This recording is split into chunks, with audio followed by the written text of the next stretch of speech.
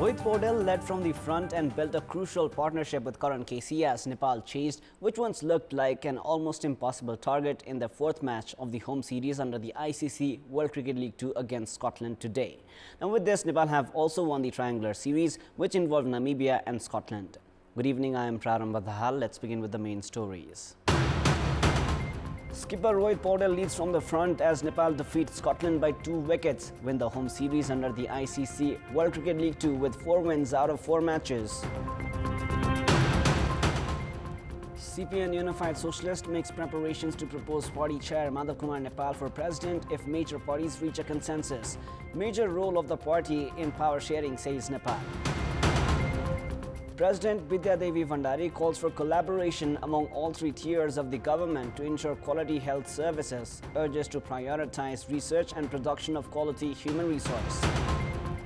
And Russian President Vladimir Putin rages against the West and praises Russian soldiers in a major speech. Ukraine responds saying Russia has arrived at a dead end. A crucial 75-run 9th wicket partnership between skipper Rohit Paudel and all-rounder Karan KC helped Nepal secure a close 2-wicket win over Scotland in their last match of the home series under the ICC World Cricket League 2 tournament. It also was Nepal's 4th win in as many matches in the triangular series, which involved Scotland and Namibia. Anything could happen. After being put to bed in the match played at the Tribhuvan University Cricket Grounds in Kantipur, Scotland were bowled out for 212 runs in 46.1 overs. George Munsey top scored for the visitors with 60 runs, while Matthew Cross added 42. Brendan McMullen contributed 31 runs, while Kyle Kotza and Christopher McBride added 22 runs each, and no other batter scored in double digits. Sandeep Lamichhane, who is alleged of raping a minor, picked 4 wickets for Nepal. Karan KC had 3 wickets to his name, while Lalit Rajbanshi and Kushal Malla shared a wicket apiece. In reply, Nepal did not have an ideal start and kept losing wickets at regular intervals and were reduced to 138 runs for the loss of 8 wickets. However, skipper Rohit was well supported by all-rounder Karan to secure the win for the hosts. Rohit remained unbeaten at 95 runs from 101 balls. His innings included 7 fours and 4 sixes alongside Karan, who scored 31 from 37. With the win, Nepal now have 26 points from 28 matches and are placed 6th in the standings, while Scotland have won the tournament with 50 points from 36 matches. Nepal now require 5 wins from 8 matches to retain their one-day international ODI status. And it's Dipendra Singh Airi again. KC has a 3rd and Scotland are both. Nepal to make it 4 from 4. CPN Unified Socialist has made preparations to propose party chair Madhav Kumar Nepal as the president if an agreement is reached among the major political parties. Confirming the parley between CPN UML chair KP Sharma Oli and CPN Unified Socialist chairperson Nepal, Deputy General Secretary of Unified Socialist Gangalal Tuladar said that the party had taken Oli's proposal positively. However, he has added that a national consensus among other parties was required in this regard. It was the first official meeting between Oli and Nepal after the formation of CPN Unified Socialist following the split from UML 17 months ago. Unified Socialist has 10 seats at the House of Representatives, while Nepal was elected to the parliament from Rautarhat Electoral Constituency 1 in the direct category. Meanwhile, speaking with journalists in Dang today, Nepal has said that nothing had been thought about the presidency. Saying that there were many rumors floating around, Nepal added that he had not reached a conclusion as of yet. Saying the role of Unified Socialist would be instrumental in power sharing, Nepal also said that the party would not always make sacrifices for others. Now, President Bidya Devi Bhandari has called for ensuring ease in public access to quality health service. She has added that efficient collaboration between all 3 tiers of the government is imperative in this regard. Inaugurating the newly constructed building of the Hetauda Hospital operated by the Madan Bhandari Health Science Academy, President Bhandari urged the academy to operate with the objective of producing quality human resource for the health sector. She also called upon the province government and the local bodies to prioritize research in health sector.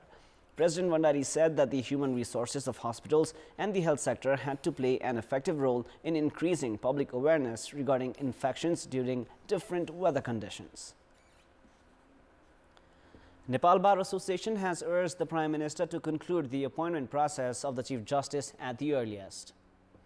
A team led by Association President Gopal Krishna Kimire met with Prime Minister Pushpa Dahal at his official residence in Palutar and urged for recommendation of appointment of the Chief Justice at the earliest. According to Kimire, attention of the Prime Minister was drawn as the absence of the Chief Justice and other justices at the Supreme Court was affecting the performance of the judiciary. He added that the government had to take the appointment of Chief Justice and other justices seriously. Prime Minister is also the chair of the Constitutional Council. The Supreme Court has been led by acting Chief Justice since the suspension of erstwhile Chief Justice Cholendra Shamsher J.B. Rana after an impeachment motion was registered against him at the House of Representatives. Now, Prime Minister Pushpa Dahal has said that development of science and technology was imperative for national prosperity.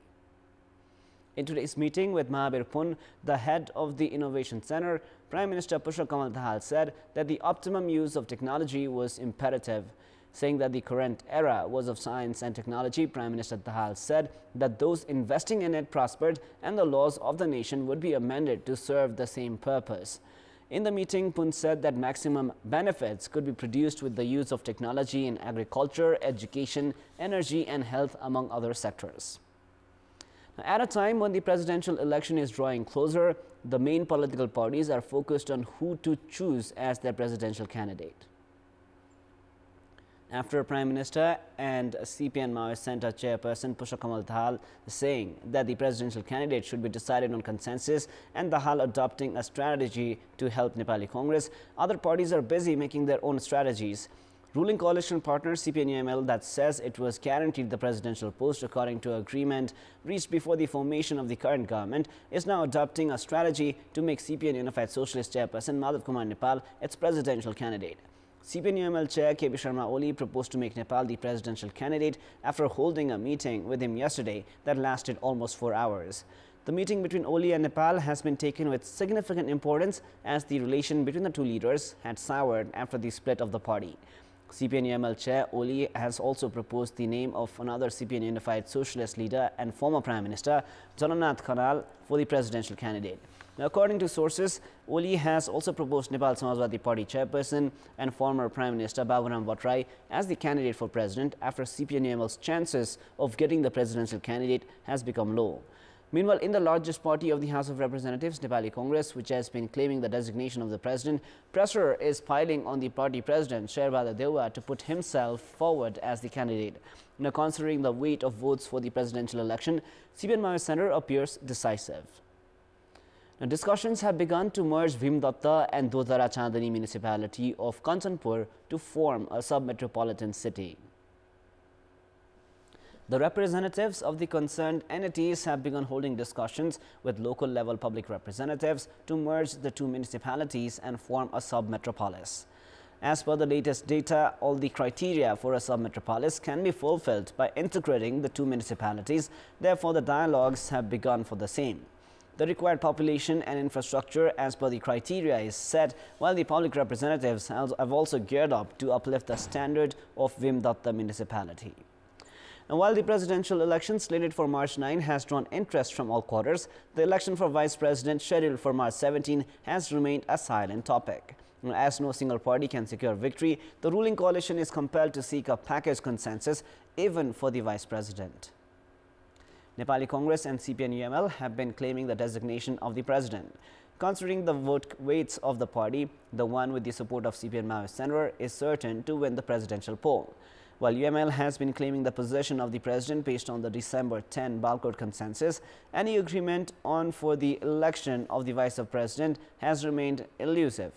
With the vote weight of 1,622, CPN Unified Socialist Chairperson Madhav Kumar Nepal has also been claiming the position of the president. The party has hinted towards asking for vice president if it is not given the presidency. With the vote weight of 1,501, Rashtriya Swatantra Party has already backed the Deputy Speaker, while Rashtriya Prajatantra Party, which has been advocating for reinstating monarchy, has a vote weight of 1,450 and is also likely to claim the vote for Vice President. Janata Samajwadi Party, with 2,279 vote weight, is also claiming the role of Vice President. Now, based on the Article 70 of the Constitution of Nepal, President and Vice President must be of different sexes or represent different communities. The Sherpa community is celebrating Gyalpo Losar from today as the Sherpas welcome their new year. The Sherpas celebrate the Gyalpo Losar for 3 days. They receive tika at home from the members of the family on the first day of the festival today, while on the second day tomorrow, tika and blessings are received from elders. On the third day, people gather at monasteries and worship and meet relatives. The Sherpa community prepares for the Gyalpo Losar a month prior to the festival by painting their houses, cleaning the surroundings and buying new clothes. The government had declared a public holiday today on the occasion of Gyalpo Losar. Prime Minister Pushpa Dahal has extended best wishes to the people celebrating the Gyalpo Losar festival today, saying that the festival is historic and inspirational. Now, Himalaya cheese industry of Annapurna Rural Municipality, Ward number 6 in Dhara of Magdi, which was shut because of the coronavirus pandemic, has resumed operation after 3 years. The cheese industry, which was shut as tourists stopped reaching the location because of the coronavirus pandemic 3 years ago, has resumed operation. The cheese industry was brought into operation under the modality of farmers' cooperatives by 35 farmers. The industry has resumed operation as the area has begun witnessing the arrival of tourists. By donating skin, many lives of people suffering from burns can be saved. However, the number of people donating skin in Nepal is negligible due to the lack of awareness. Skin grafting can be performed on patients who have suffered less than 30% burn to their body by using their own skin. However, the grafting cannot be carried out on the patients suffering more than 30% burn. Patients suffering from severe burns are at high risk of dying due to infections. When skin of a dead person is donated, 40% of the skin can be used for skin grafting, which can be enough for 2 patients. 9 years ago, Kantipur Hospital had established a skin bank to increase the availability of skin to save lives. However, only 31 people have donated skin so far in the past 9 years. According to statistics, around 50,000 people suffer from burns every year in Nepal. Due to the lack of proper treatment of burns and lack of skin donations, people are dying from burn-related incidents. However, with proper management, the number of deaths from burns can be reduced. It is now time for our segment Public Pulse, where you text us with your opinion. Public Pulse. The question is, what should be done to curb the number of students leaving Nepal for abroad studies? Your options are A. Quality education at home, B. Employment opportunities, and C. Strong policies. The voting is on. Type NEWS, select your option A, B, or C, and send it to 34001 to share your opinion with us. Time now for the international news.